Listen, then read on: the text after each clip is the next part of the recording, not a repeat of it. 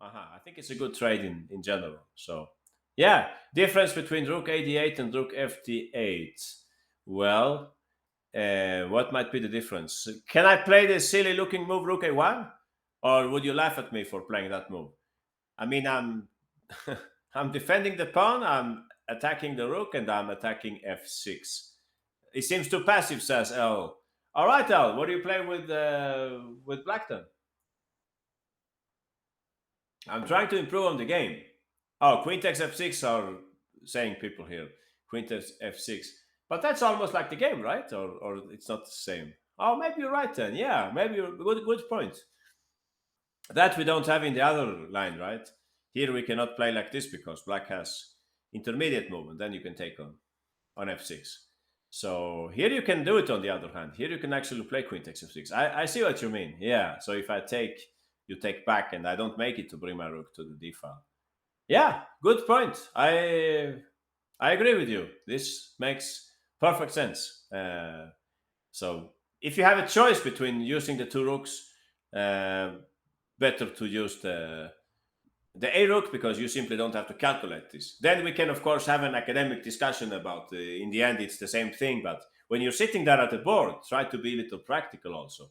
The less you calculate the better, right? Because probably next move and the move after that you will have new challenges, you will have to think about more things. So I think it's important to be practical also when you compare different moves. The less calculation work, usually the better. I hope you see my point.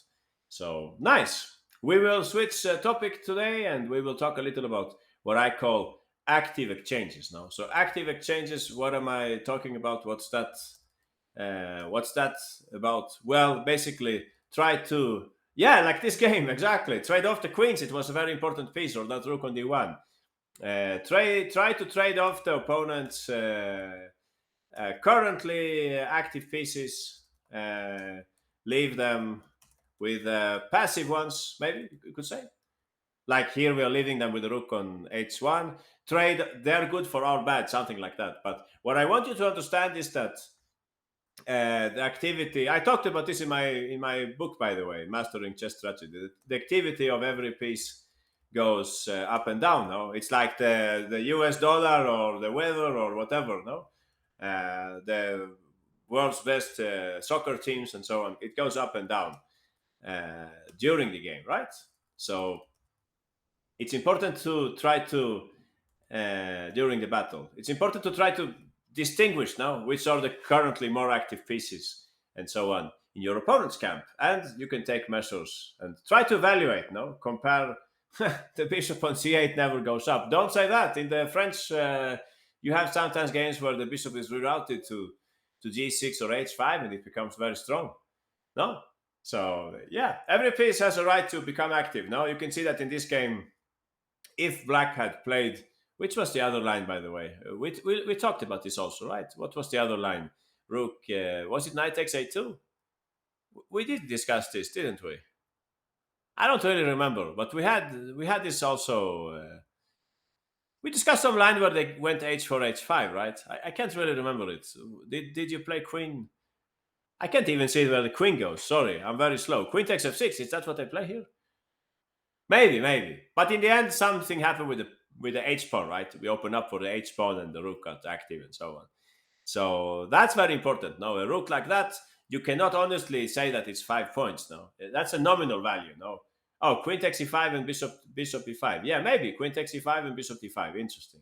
But in any case, what I'm trying to say is that um, there is the nominal value versus relative value, right? I will write it here. Was a relative value. So nominal value, yeah, bishop is 3, rook is 5, and so on. But there is also this relative value, which is more difficult to judge, of course, to evaluate. So that's what we will talk about a little today, and I think next time also. So, all right, enough talking. Let's get going. I'll show you a very simple example. This was played earlier in this year.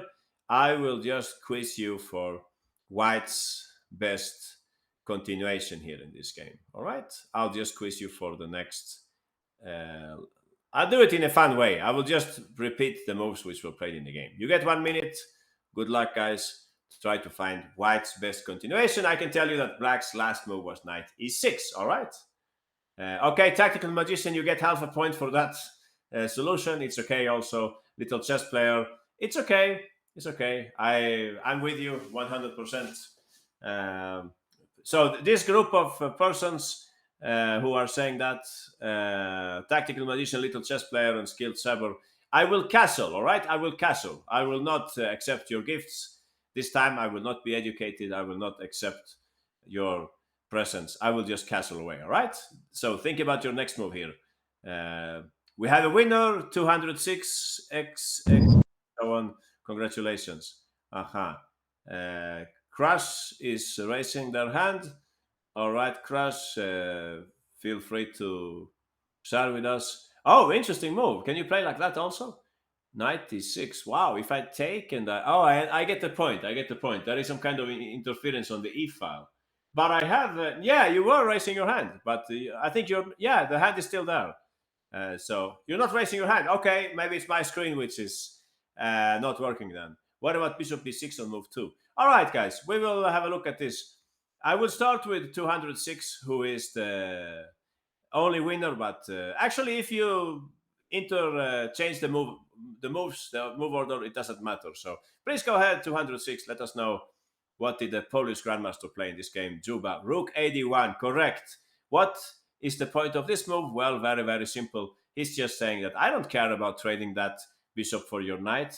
After all, if you look at black's pieces, this is a very, very important piece in black's camp, right? Black castled, and now we just continue. Knight e4. You can see there are some tactics coming up. Black is in deep trouble. Black should have played something like queen c7, and they are still in the game. You can see that there is some interference. The queen is there, right? Pinning and so on. But okay, you can use the other square with the knight, maybe. I don't know, maybe you can put the knight there instead or something. White is definitely for choice here in this in this game. But in the game, black had you could say, a blackout. Yeah, we will come to that, Hollow Blade. Don't worry, we will come to that. So knight xt4 was played in the game. Please go ahead. The 206 rook takes. And here I think black resigned at this point. Black resigned because, unfortunately, they cannot meet the threat of... There is a double threat, right? One move is rook takes, or triple threat. You have this threat, but also if I go like king h8, 206, we have yet another threat, right? Exactly. So it's game over. So what I wanted to show you with this very, very simple example is that we don't care about them taking our bishop. It would be silly, sorry to say that if somebody said that move, but it would not be clever to play bishop e3 here, right? Because uh, we cannot claim that our bishop is better than their knight. We're happy to trade off the bishop for that knight because that knight is so important. No, it's defending everything in black's camp, holding up e6 and so on. If you played knight e4, it's like the Michael Adams game. If you play that, well, congratulations. It's a very good move because my best move is probably this, and then you will probably play that. So you managed to transpose. Fantastic. But you have to do some calculation also. So you probably calculated that if knight takes d4, we can play queen takes g7, and if rook f8, we will play something like knight d6. Is that the variation? Maybe something like that? I haven't looked at this very thoroughly, honestly. But I think it's terrible for black, right? I think it's terrible for black. Maybe you can just play, I don't know, rook d1 maybe, and continue attacking. Or is there anyone who sees something better? It's mate. Oh, really? Sorry, I don't see the mate. You're probably right. Where is the mate? No, this is not mate, by the way. I have a knight there, right? So I could play 96. I'm just saying it's extremely unpleasant for black to play this. Yeah, it's very, very unpleasant. So I guess you can play in many different ways here. I don't know. Maybe just like f4 or rook e1 or knight f5. Many moves. Black's up a piece. Yeah, black is certainly up a piece, but looks horrible. Looks horrible. Yeah, we can look. If you want, guys, we can try to find a way to mate here. Or maybe you don't want to play my move rook d1. I could perfectly understand that. If somebody saw something better here, is this check clever to provoke f6 maybe? Then you can go back maybe. White is winning, says Hacker Guru. Maybe this is the right move, right? Because if king e6, you have queen g4 and you're targeting the knight. And f6, it seems like it opens up for queen g7. Oh, Hacker Guru says something else. Hacker Guru says rook d1, and if knight e6, we go f4. Yeah, I can believe that, and f4, f5. That looks very nice also. The queen is attacked. Oh, you're right. The queen is certainly attacked, so don't do that. Okay, I'll stick to my line then. I'll stick to my move. Provocation in the attack, right? That's what we call this. Queen g5.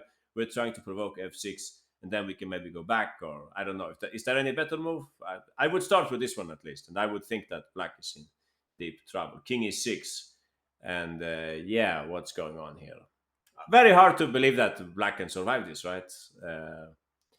Queen g4 against, yeah. So that's probably enough. No, that's probably enough. If they take, I think it's not healthy to take, right?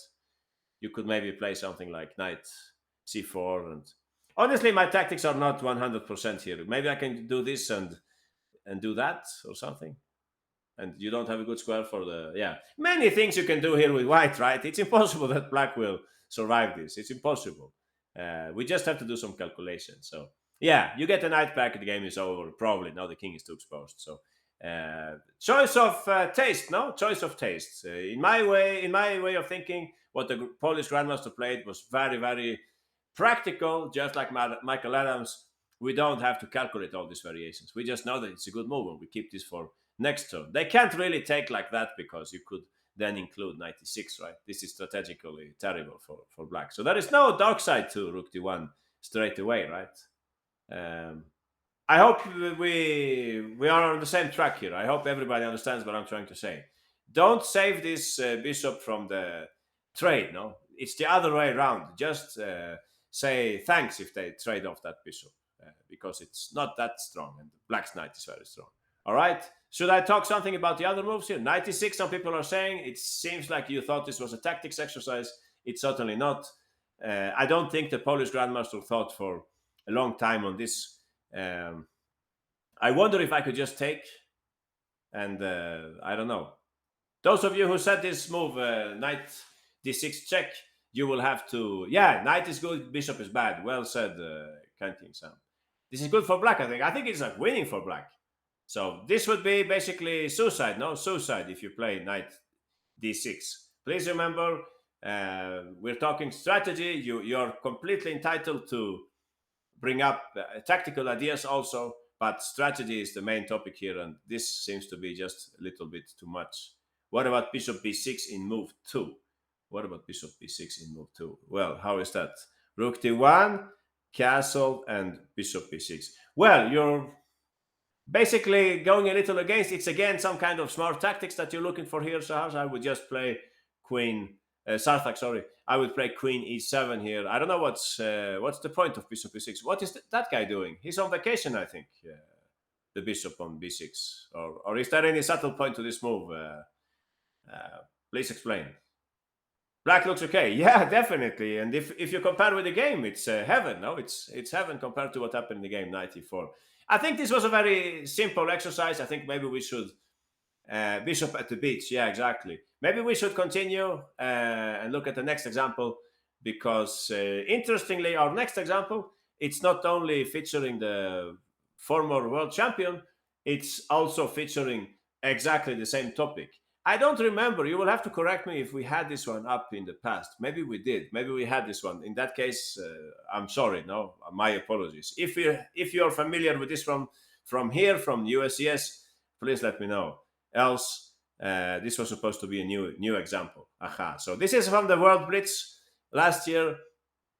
Carson has just played, I think, knight e6, and I would like to know how you would continue with black. With the white pieces in this game. All right. Yeah, I think I would just quiz you for one move. Okay. Okay, you get half a point if you move the other way. Yeah, all right. Okay, Hollow Blade, Carlos, BGL. That's exactly what Sarana played. Current European champion. Sarana with the white pieces, minus Carlson playing with the black pieces. Why is everybody playing knight e6? Well, only in these examples. Yeah. Okay. L008, Kwoki, and Gary Lechinsky, you also got it right. Please go ahead, Hollow Blade. What do you think the Grandmaster played here at this point? I couldn't quiz you for more moves because there are so many variations. Exactly. You learned your lesson here, most of you. We don't care about the trade. We know that the knight is very strong. Why on earth would we care about that move. It's good for us if they trade off that knight. You can also see, you don't have to be experts on the queen's gambit or something to understand that this knight probably it traveled a little, right? If you look, that's one way to measure also trades. The more a piece has traveled in the game, the less it wants to trade off itself, right? So this knight has probably done some traveling like this, right? 3 moves, while the other knight has only traveled one tempo. So in that way, you can also say that if you trade off such a piece, it spent a lot of time in vain. I hope you understand what I mean. The bishop only needed 1 move to get here, right? So in that sense, it's also a good train. Yeah, 60% played castles, long castles. Half a point. I'm very happy to give you half a point. I think I know why he castled short. Anyone? Any wild theory as to why White traded? It's not traded. Why they castled short? Of course, 206. They wanted the F file. I think that's basic. No, that's basic. We really want to use the F file as soon as possible. That's a way for us to attack Black's king using the semi-open F file. But anyway, if you castle long, yeah, what will I play with Black here? I think I would just play the same move. I would play Bishop E7, just like Carson did in the game. You could play maybe Rook F1, you could play King B1, and so on. Still, I think White's having a more pleasant position here, and the King is fine on the Queen side. So, yeah, D5 said Sartak. Yeah, I think D5 is a little too soon. D5 I can maybe take, and you take back. All right, now I have to be careful with D6. I wanted to go Bishop D6, but I don't know if you have E5 maybe. What could I do about that? You don't open the center with the king on D5, but somebody just did here. Can I play Queen D6? Is that very silly to block with my queen, or could I do that? My point is that I want to prevent D6, and maybe, just maybe, I could also castle, no? But Black's king is open. The king should be on the queen side, says Al. Well, you will have to tell Sarana that he made a mistake then when he castled short. I think it's about timing generally. I don't think it has to be on the queen side. I think simply what White wants is to speed up the initiative and attack Black quickly before they're castled. Please notice that the move H5, it's not ideal in this structure. And one other thing that I wanted you to notice here, guys, in some openings, like in the Caro-Kann, for example, we are talking about to which side should we castle, no? To which side should we castle? So, in a way, if you claim that Black has difficulties castling short, if you say that castling short is dangerous because they have played H5, that means that they will probably have to castle long. So, if Black is the one castling long and White would like to attack them, in that case, well, I think it's better for us to castle short, right? Because then you can maybe, I don't know, put the rook on C1 and try to push D5, or I don't know, some plan like B4, B5. I hope you see what I mean. If you know, it's like cat and mouse. No, if you know where the other guy is going to castle, it's easier to plan your actions now. So if you castle long, and we just looked at this, right? If you castle long and I play like that, and you play D5, and let's just continue this variation. You play some random move like Rook F1. I don't know, maybe I can castle long here. And if you wanted to castle that king on the C file, maybe you would actually prefer to have the king on the other side. Well, almost philosophical discussion, but yeah, I hope you see what I mean. In Caro-Kann, it's very useful. This in the Caro-Kann in the defense, it's very useful to think in these terms, because Black is usually very happy to castle short. So for that reason, White often castles long, something like that. All right, what do you think, guys? Should we continue? Castles, and at this point, Carson simply played Bishop E7, and Sarana played at this point H3. By the way, had you saved the bishop instead, Bishop E3, for example, yeah, wrong understanding. No, wrong understanding. This knight is stronger than the bishop, probably. Anyone, what do you think Black could play in the event of Bishop E3? No way you go Bishop E3. Exactly, L. You would play Knight G4. I looked a little at this. Yeah, so at here, if you want to save your proud bishop, you have to play Bishop G1. But now you're losing some time, and I don't know. Maybe this is useful for Black also. There is some provocation move like that. I don't know if it's making sense, or else just bring out the bishop. So yeah, not so clear. Maybe there is some smart tactic like that, some cheap tactic. What do you think, guys? Maybe something like that. Is that making any sense? Like trying to go to C4 or something like that? Maybe. So yeah, don't do that. And obviously, I don't have to ask you, right? Bishop G3. What would be the bad side to Bishop G3? Of course, now we can run with the H pawn. That's not making too much sense for White either. No, it would actually justify Black's strange H loses space exactly. So castling for me, it's clear that this is the best move. It's also nice to have the extra option of taking with the rook, just in case, no, you would like to maybe perhaps bring in the other rook also quickly. So yeah, I will vote for short castling. We have some interference here. All right, let's continue. Castles. And knight takes f4 could be met by knight takes f4. And anyone, what do you think is white's plan here? What happens if black just plays bishop e7? Silly question, I know. Of course, Gary, e5 and e6. And yeah, it's a big mess here for black, right? It's very annoying that their king is so unsafe. Yeah, by now for sure the rook is very nice on the f file, right? Okay. Yeah, don't worry, Safak, no problem. E5 1-0. Yeah, I agree. I agree. Bishop e7, of course, Carlsen feels the danger. And Sarana played here the move h3. I like this move. It's waiting a little now to see what happens with the king. In the end, they castled. Also, this is a rapid game, so or blitz game. So, yeah, they don't play like the Stockfish, perhaps, but they play solid human moves. Rook d1, protecting the pawn. Black played queen b6. They are ready to play rook d8 and put pressure. But now, finally, when you can see that now the queen is not covering that square, what does that mean? Maybe. Yeah, you're right. It came from the exchange queen's gambit. Now we go e5 or d5. Yeah, d5 is illegal, so I guess you mean e5. Exactly. You play it now because now if knight e5, he cannot take back with the queen anymore, right? He cannot take back with the queen. Now he will have to take back with the knight. Sorry, with the pawn instead. So that's actually how the game went. Anyone, could you help me with white's next move? Yeah, okay, we have some different options here. Queen f3 and knight g3. Yeah, I think both those moves are interesting. Maybe if you go like that, I could play h4, no? I can hold up a little your attack on the queen side, king side. So why not take d5? Oh, the pawn was hanging. Sorry, I didn't even see that. But okay, let's say it's on the house. Okay, it's on the house. We will try to create counterplay. Yeah, you can play queen e4. This pawn is hanging. I don't know if there is any other move that comes to mind. Yeah, I think I'll take it, and we'll see what happens here. You go d5. Maybe I can play knight c5. Is this queen b3? How is queen b3? I don't follow. Bishop c1 at the beginning looks good for white. Bishop c1 at the beginning. Bishop c1, that's here? Yeah, that looks nice. I agree. Looks better for white. But okay, everything is relative. I know what happened in the game. So this looks better for black than the game, actually. But yeah, you can play like that. I don't know. What would I play with black here? Rook c8, maybe? I'll give up this pawn again. Who won? Draw? No, Sarana won this game, Sartek. So yeah, I don't know.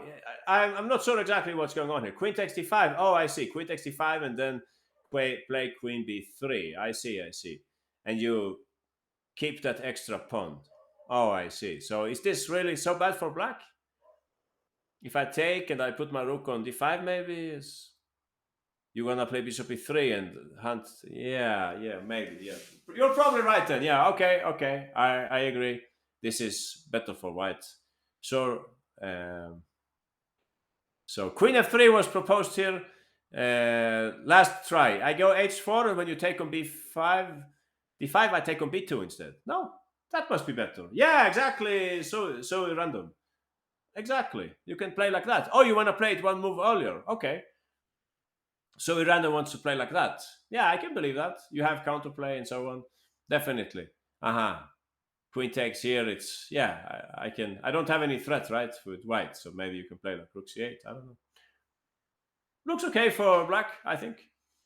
Counterplay. Yeah, we have something going on here. No, it's evident. So he played in a better way here, Sarana. I'm definite that what his move is better.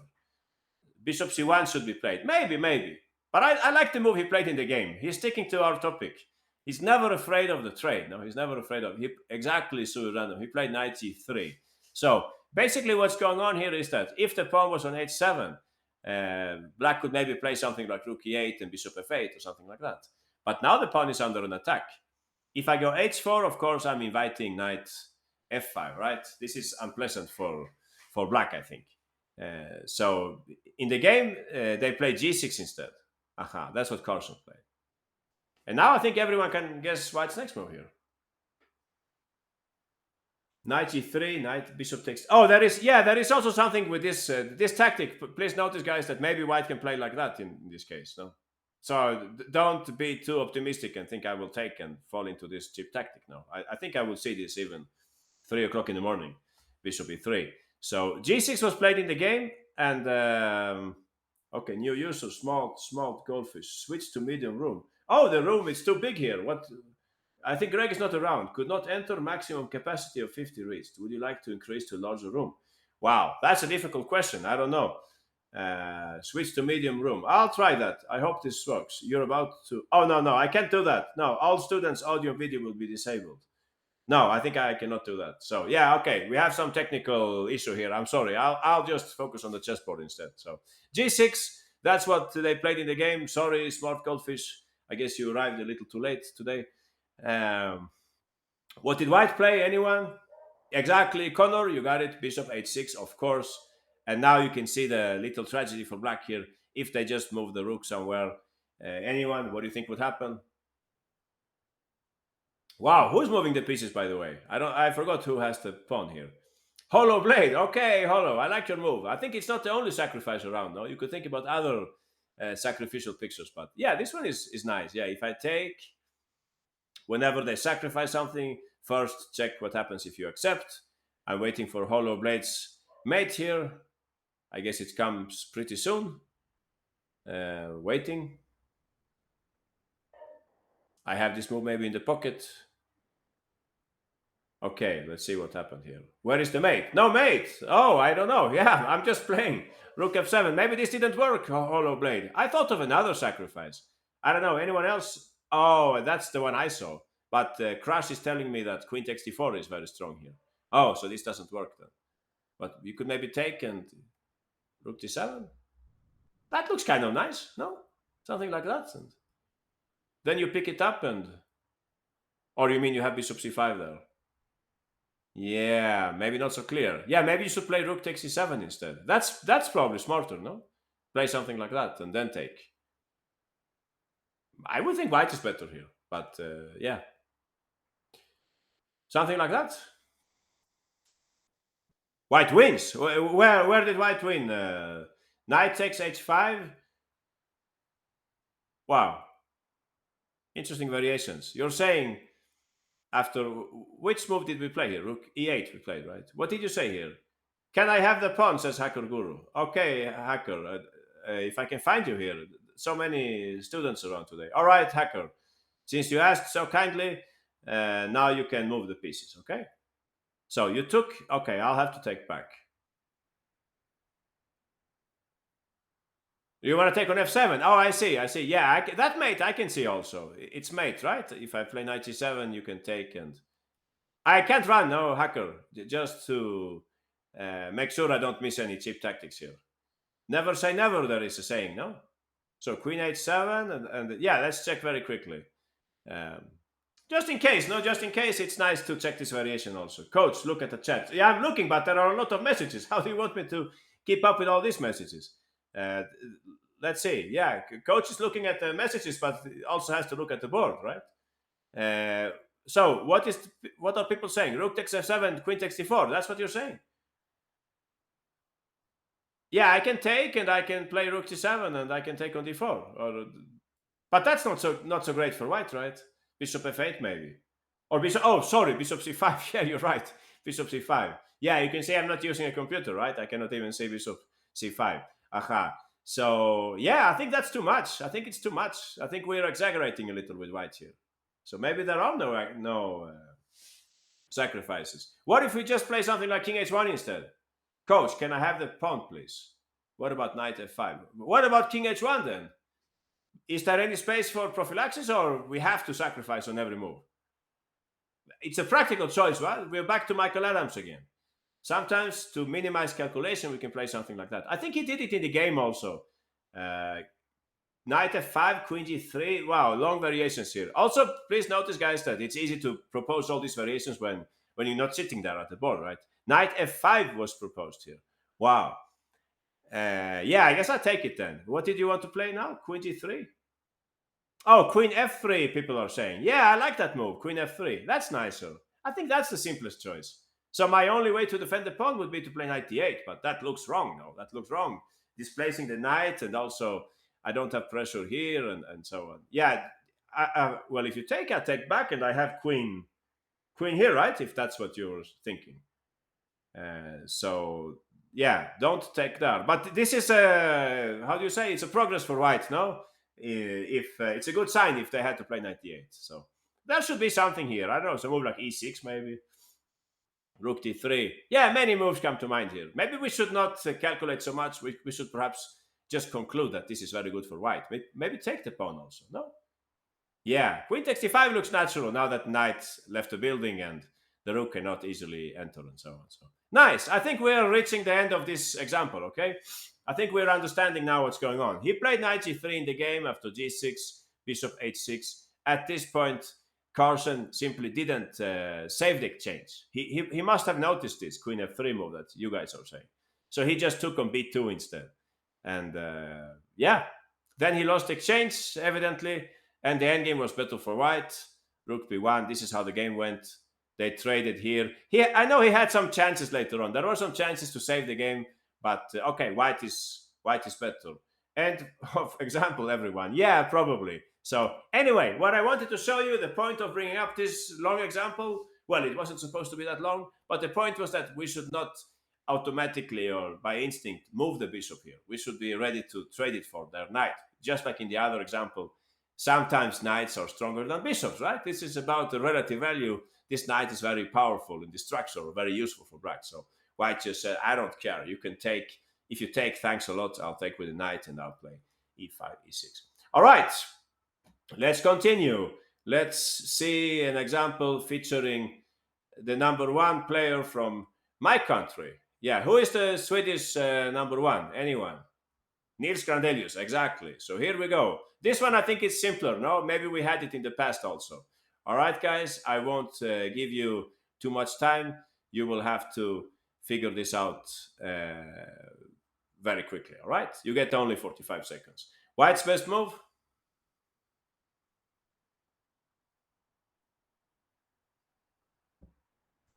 Please look carefully at the pawn structure. Make your conclusions about this pawn structure. Make your conclusions about the relative value of the four minor pieces right now on the board. The white bishop, the white knight, the black bishop, the black knight. Try to figure out which one is the most important one for each side and so on. All right, congratulations to Al, GM, Sarthak, Hollow Blade, HDI Chess, Tiger Saki, Ryan, Uskus, Crush, L008, Connor, Hermione, Tactical Magician, Sui Random. You all got it. I think on this one there are no other choice. Yeah, I'm sorry, but on this one there can only be one correct move because yeah, time is running here. I mean, not for you. I mean, time on the board. I mean, I'm just one move away from moving my knight, right? So please go ahead, Alg. Let everybody know what you have noticed here. Bishop b4, interesting. Not really a tactical move, no, rather a strategical move, but it's based on the fact that the knight is pinned. So that's what Grandelius played at this point, bishop b4. Black played in the game. Yeah, I played in the quiz rook e8, and then just to check your understanding, of course, we take. We're very, very happy to reach this because the knight is stronger than the bishop in this structure. Please notice that this is not a traditional bad bishop, but it's still not a very good bishop either. It can't really be improved, while white's knight can do many different things here, right? The knight is more flexible. So this is not how the game went. In the game, Mamedov with the black pieces played rook c6, sorry. White knew that there is still no hurry because the knight is still pinned, so they played rook d1. Black played rook fc8. Right? That's what happened in this game. Yeah, I just wanted to see if you're awake. Okay, nice. A lot of people found it in 5 seconds. Alg, for example. Yeah, you're fastest again, Alg. So please go ahead, Alg. What should we play here? Aha, exactly. Bishop takes e7. It's now or never. If we don't do this, if you play any other move, like let's say rook e1, black is very happy to keep the knight. By the way, yeah, we're talking about this is white's worst minor piece, and that's probably black's best minor piece. Don't do it the other way around, right? This is, I'm sorry, but this is bad understanding. In some French terrace lines, this is normal, but not here. Black is very happy to take and put their knight somewhere. Anyone, what would you think is Black's best plan here? Could you tell me Black's best plan? Push. Yeah, exactly. Push e5. Exactly. The queen goes somewhere, and we are ready to push e5 at some point. This is what we call dynamics, right? In this way, Black can actually take the initiative, queen d5, and so on. White king is a little weak also.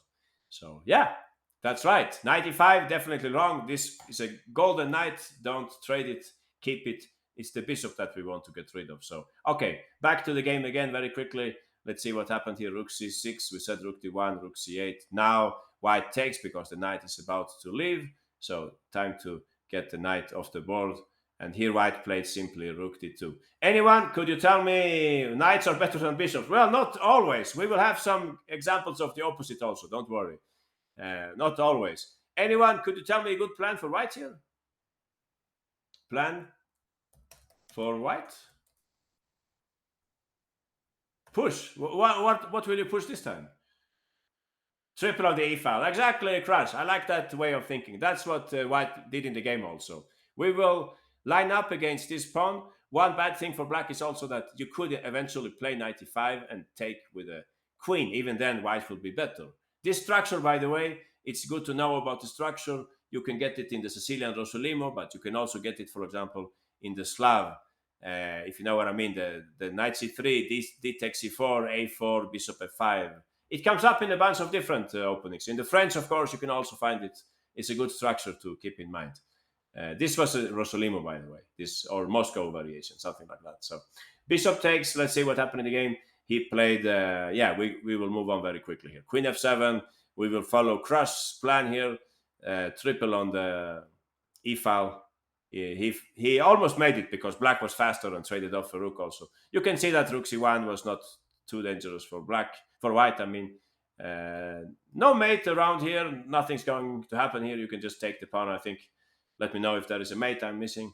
Fisher gun, Alakai's gun. I think you call it. No, yeah, call it what you like as long as you know what it's about. Yeah, trying to triple the pieces on the open file or the semi-open file and so on. So yeah, that's what happened in this game.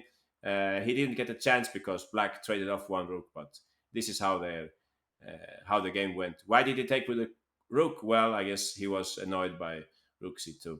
But anyway, yeah, let's continue. We have already passed the most important part of the game, but I wanted to make another question here. If we get to this position, all right. So plan for white.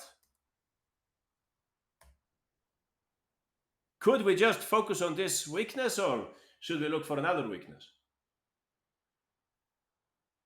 Aha. So you're right. Yeah, those of you like 206, Gordon and so on, Sui Random. Yeah, we should try to go for a second weakness, right? Somehow. This knight is fantastic. No, it's holding up the whole position. They can never go e5 and so on. So he played queen a4 in the game. You can see he's touching this pawn. He's also getting ready for maybe queen d7. It's difficult for Black to keep track of everything now. The bishop, as I was saying, it's not a very glamorous piece here in this structure.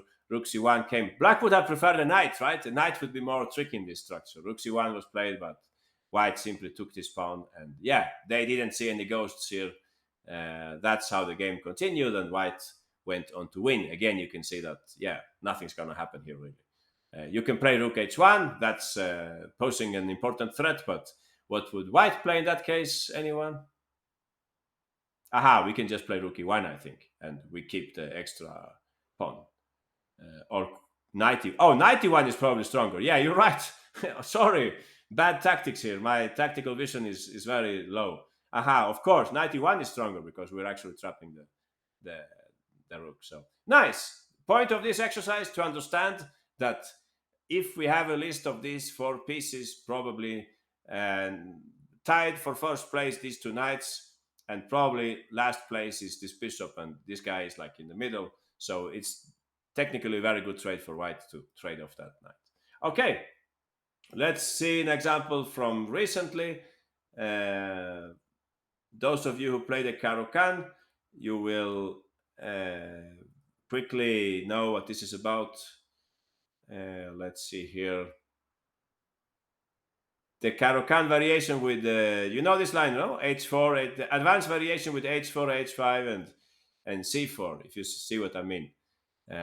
Yeah, you know which line that is. I mean, it's this one, right? If we bring it up, if I'm not mistaken, we're talking about this line where white plays E5, and then they start with H4, hoping that black will play H5, and then they play C4, and yeah, continue development like that.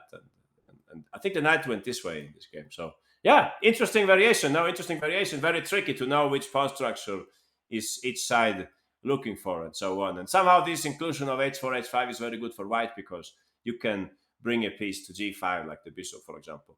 Um, I remember a very nice game by Nigel Short in this line. Anyway, yeah, let's not talk too much about openings. Oh, bishop b4, interesting. Yeah, I didn't know that line. Interesting. Yeah, maybe that's a good idea. You have little space in the Caro-Kann, so generally speaking, if you can bring out the pieces quickly, that's good for you. Anyway, back to our example. By now, I think this is no surprise to anyone what will happen in this game. So uh, I don't give you too much time to find the best way for white to continue. Yeah, I think this will be the last example of on this subtopic. So you get only 30 seconds for this, guys. Let's see if you all understand what this is about. Okay, Tiger Saki, Sartak, Yugoslavian Berserker, Gordon. Oh, some people want to trade off that piece instead. Interesting. I see your point. Yeah, I see your point. There is a variation to the French where you give up a pawn trading the bishops like that. Uh-huh. Interesting. Yeah, we'll talk about that. Okay, more people got it right. Gordon, Sui Random, Connor, Heuristic Mind, Wyatt, Uskursk, and Ryan. Yeah, Tiger Sahi was fastest here.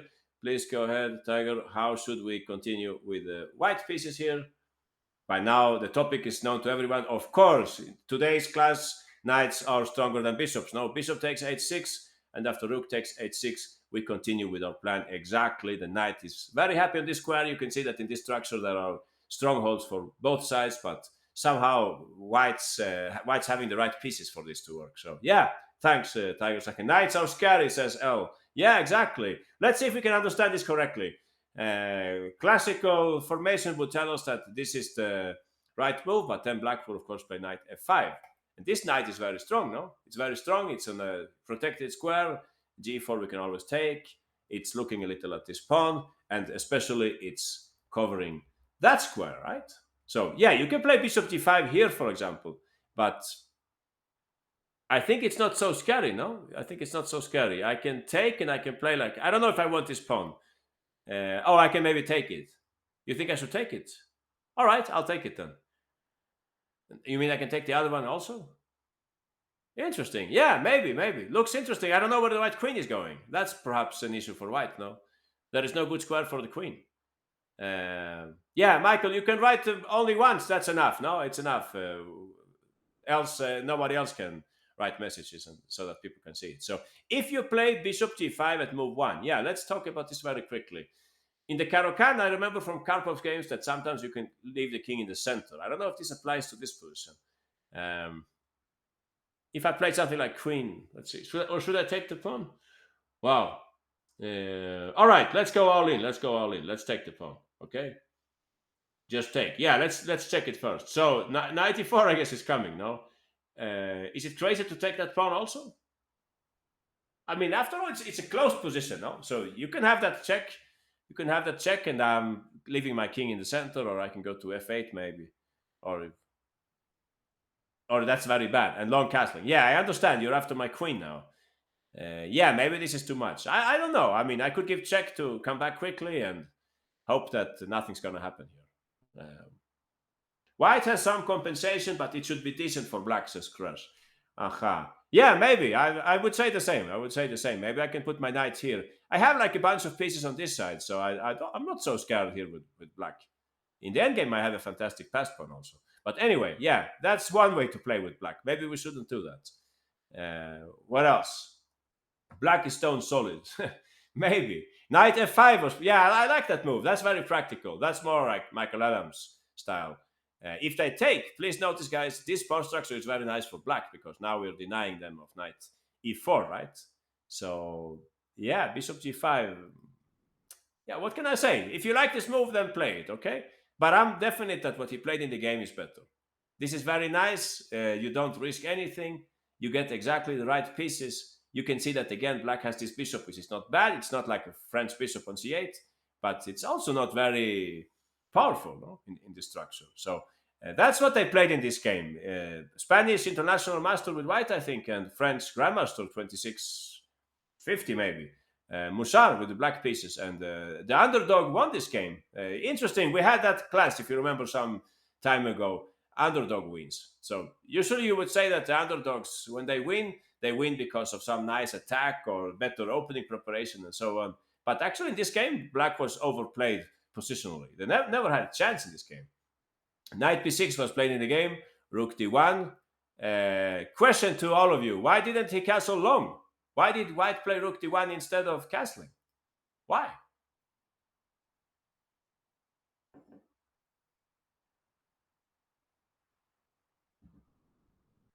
King weak on f1. Oh, king is weak on c1. All right, I can see that point. I think it's a little like we were talking in the other example. No, maybe he did not know about long castling. I think he did. Okay, nobody is telling me the answer that I'm waiting for. Why didn't white castle long? Why? A hint. Think about black's king. Think about black's king. No, it's not because black has some fantastic continuation. Flexibility, says Tiger Saki. Exactly. Because, yeah, you're right, Alg. Black wants to castle queenside. Black can obviously not castle kingside anymore, as far as I know, if you have moved the rook already. So black will have to castle queenside. We talked about this already. If your opponent will castle queenside and you're preparing an attack, well, probably you shouldn't put your king there, right? So he played rook d1. I think it's for that reason. Not that it's a mistake to castle long, of course. But like Tiger Sahi is saying, it's more flexible to play rook d1. So, all right. Yeah, maybe you're right. Maybe you can go this way. Good point, Hacker. Who said that? Uskut. Yeah, maybe that was his mistake. Let's see the game very quickly. What happened in this game? G3.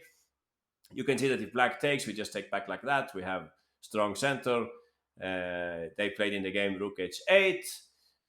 Queen f3 was played in the game. Queen d7, knight a4. Very nice move. You can see the knight is coming this way, but it can also sometimes go that way. Rook f8. Before castling, black needs to protect his pawn. That was the idea that Uskut was saying. Maybe that was better. Yeah, possibly that was a better choice.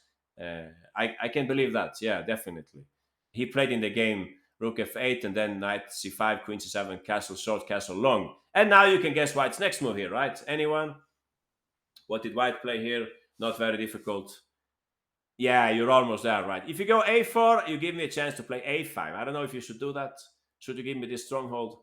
It's like the minority attack, right? When you go for the minority attack, it's usually the b pawn which should go first. Exactly. Here also b pawn first. So b4 was played in the game. They are preparing. Yeah, no spamming, please. It's enough to write once. I don't know why you're writing like 10 times the move b4. We're not blind, no? We saw this message, okay? b4, and then a4 and b5. That's the plan that white is using here. There came b6, knight a6, queen b7, b5, and yeah, white had a very strong attack. They played something like rook c7 here, and yeah, white is perhaps not winning, but it's much nicer to play white. I hope you can agree on that. The queen is very strong and so on. So white went on to win. Yeah. What would be the move after knight takes b4? What would be the knight? Interesting question. Yeah, let's go back. I think I know the answer, but we will check here with everyone. So if black takes that pawn, what would you play with white? Rook b1. So rook b1 and rook takes d4. I think I know what will happen here. Anyone? Now I think we don't regret that. Yeah, queen c3. I guess that's the right move, no? We're touching here, we're touching there, and also this pawn is weak. So I think by now we're not regretting that we castle short, right?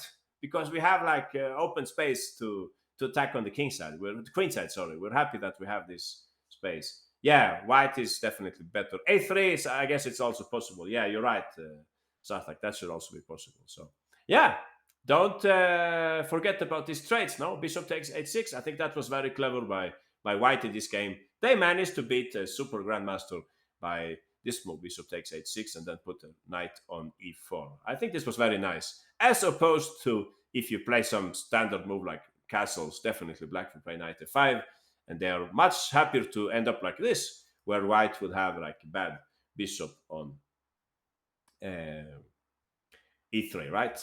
This is in the end game. I think those of you who play the Caro-Kann, you know that it's usually good for us to leave white with that bishop. So there is a local GM who always plays garbage like this. Well, what's the garbage, hacker? I don't see any garbage. This looks solid. I think black is at least equal in this position. So it's the Caro-Kann, by the way, it's a very solid opening. No, I wouldn't call it garbage. Oh, modern defense then Caro. Yeah, but this was not a modern defense. I think I know what you mean. You're talking about that other opening, right? You're talking about something like, I think I know what you mean. You mean something like this, and then you play, yeah, how does it go? C6, and is that what you mean, hacker? Something like that? Yeah. This tricky variation. I never believed in this for black, but there is people who play this. One way with white, if you don't like this, you could put, um, you can start with this move maybe. But okay, it depends on your opening repertoire also. But you could play, maybe you could put the pawn there, and I don't know, or is this too solid for you? I don't know. But this, now you don't have to play e5 until he goes knight f6 maybe. Okay, that's a different story. Let's go to our last. Oh, there's a book. Elves came out with a book for about this for black to play for Winston's Crush. Interesting. Gurganidze variation. Yeah, exactly. Gurganidze. All right, I have a trivia for you. Gurganidze.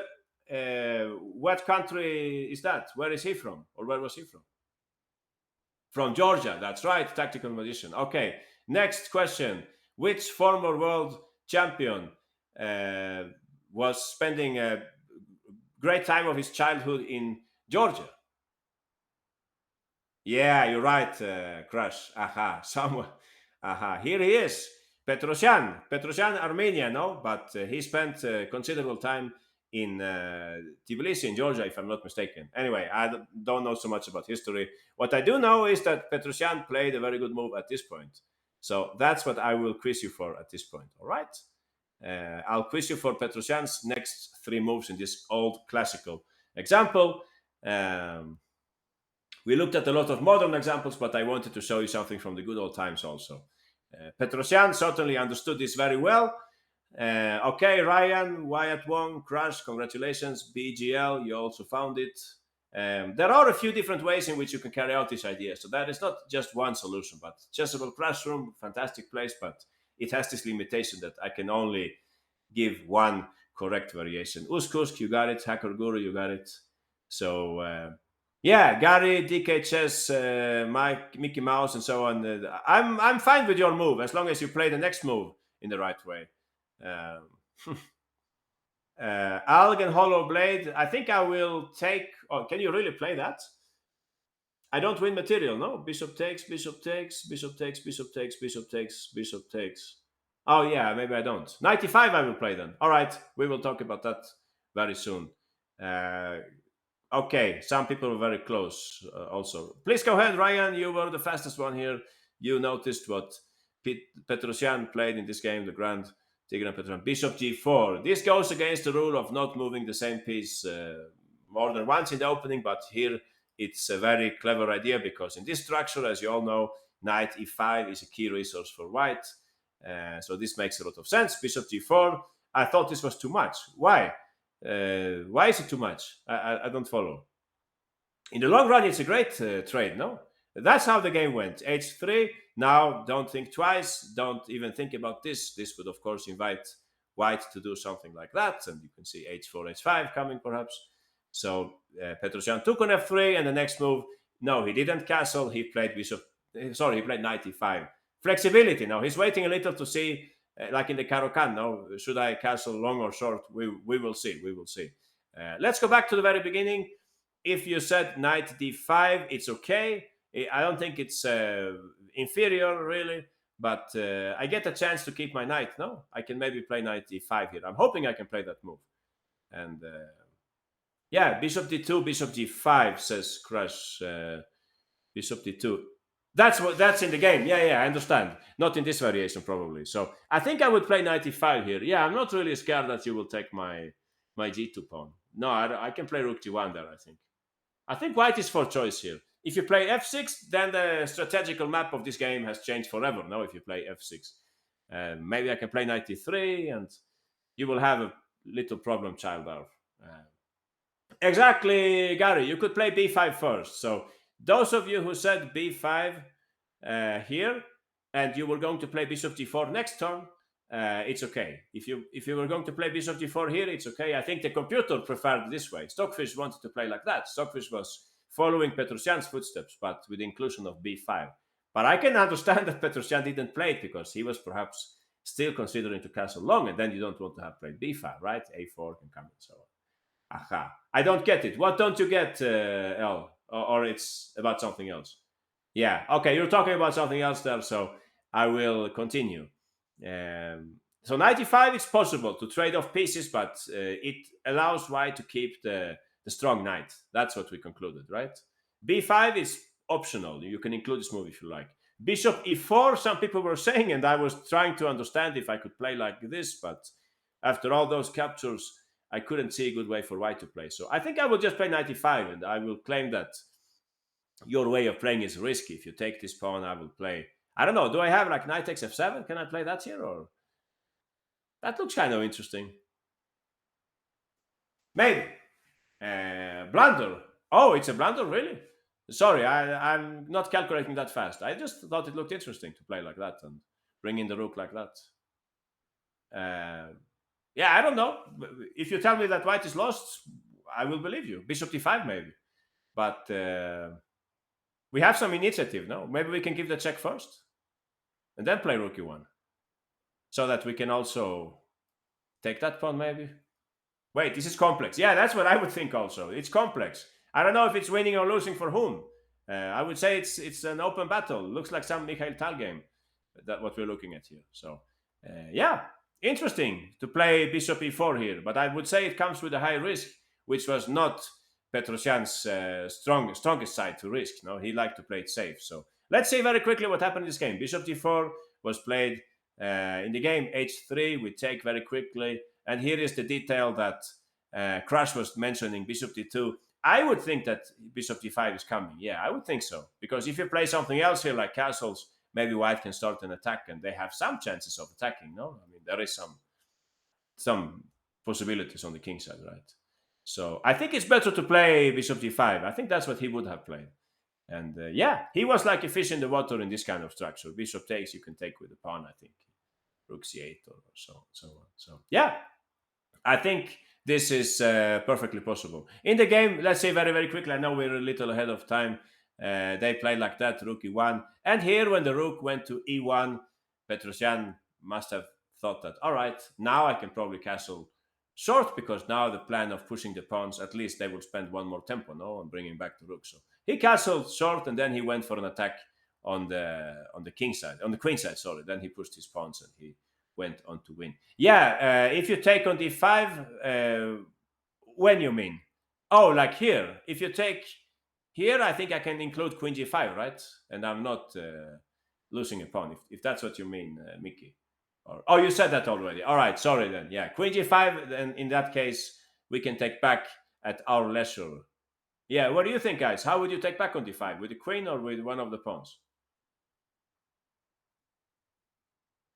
With the queen, yeah, probably. I don't know. I'm a little more inclined to take with the pawn to play rook c8, and I would say the minority attack is stronger since white's king is there, but maybe I'm missing something.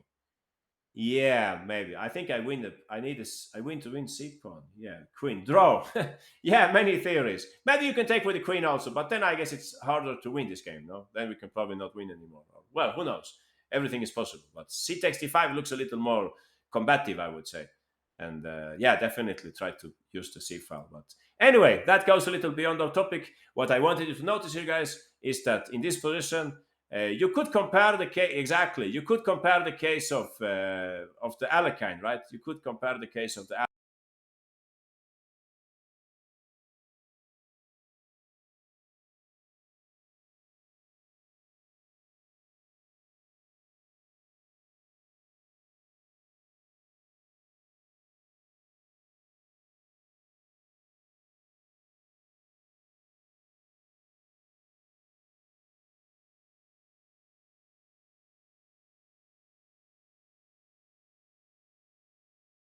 Yeah, that's about the that opening. What we were looking at was Petrosyan's example. So don't forget, guys. Sometimes the knights can be stronger than the bishops, and it makes sense to trade them off. All right, I think that's it for today. Thanks a lot, everyone. Chess Dojo, USCS, Greg Shahadi, Chessable. Thanks, and see you.